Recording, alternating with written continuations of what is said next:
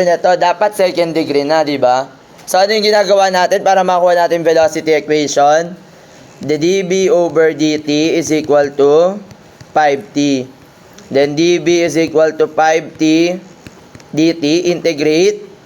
So, magiging b is equal to 5t squared over 2 plus c, no? So, makikita nyo, naging second degree na siya. So, from acceleration, first degree, sa second degree, sa velocity, pagdating mo sa position equation, nagiging third degree. No? Nadadagdagan siya. Paano, sir, kapag constant yung acceleration? So, di ba kapag constant yung acceleration, for example, constant na 10 meter per second squared yung acceleration. So, acceleration is equal to 10. Tama? And then, integrate lang natin. So, magiging dB is equal to 10 dt. Integrate. Magiging b is equal to 10t plus c. Nagiging first degree na siya. So, kapag 0 degree, di ba 0 degree, magiging first degree. Pagdating naman sa kabila, sa position equation, nagiging second degree.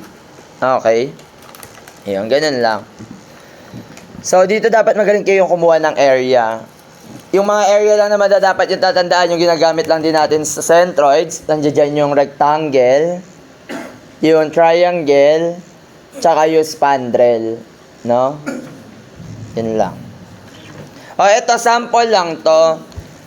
For example, binigay dito yung acceleration versus the time graph. So, ito, meron tong equation na straight line lang siya. So, this is, yung acceleration niya ay tumataas, no? Linear first degree. Then, pagdating dito sa 8 seconds to 12 seconds, kasi this is 8 seconds, tapos ito 4 seconds. So, yung total time natin is 12 seconds. So, dito, ang nangyari, positive yung area, no? So, di ba sabi natin, to solve for B1, ito yung B0.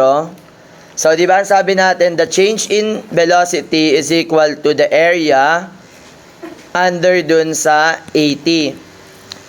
Ang ingay naman ito.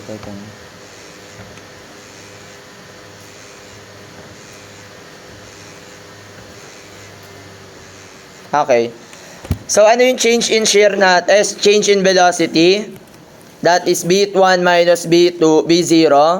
So, that is 48 minus 0 is equal to area nito, area 1. So, that is equal to 1/2 by...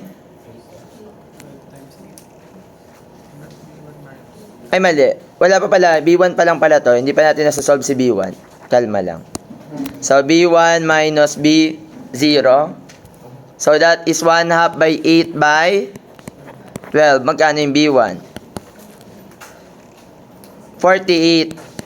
Kaya siya umakyat dito kasi yun yung naging change in velocity natin. No? Paano nyo malalaman kung ganito yung concavity niya? DI circle, no? DI plus minus. So, ito ay, ano yung area natin dito sa taas? Increasing. Tapos, nasa positive area siya, no? So, increasing positive. So, this is concave upward, no? Tapos, kung ito yung vertex ng triangle, this is the vertex ng parabola, no? Or second degree. Then, ito, ano yung area 2 natin? So, the area 2 is equal to 4 by 11 or negative 11. Ang area 2 is negative 44. Ngayon, yung change in velocity natin ay ito yung V2, ano? So, that is equal to V2 minus B1, which is 48 is equal to negative 44. So, magkano yung B2? Positive 4. Or kung gusto nyo 48 minus yung area 2 na lang for positive. And then, yung total distance traveled niya is for S1, ito yung area naman ito, area 3. Tapos ito area 4. For S1, that is equal to the area 3. So, magkano yung area 3 natin? So, ang area ng spandrel is 1/3. Base times height, 8 times 48. So, magkano yung S1? Ang lumabas na S1 ay 6, 3, 2, 128. Tama?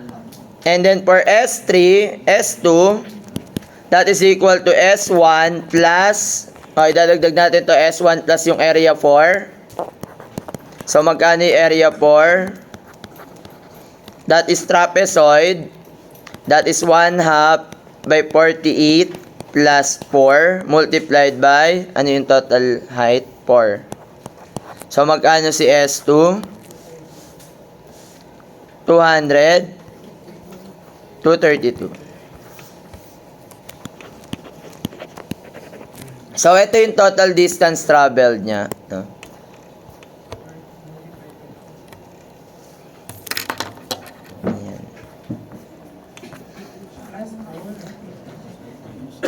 Ayan, total distance traveled.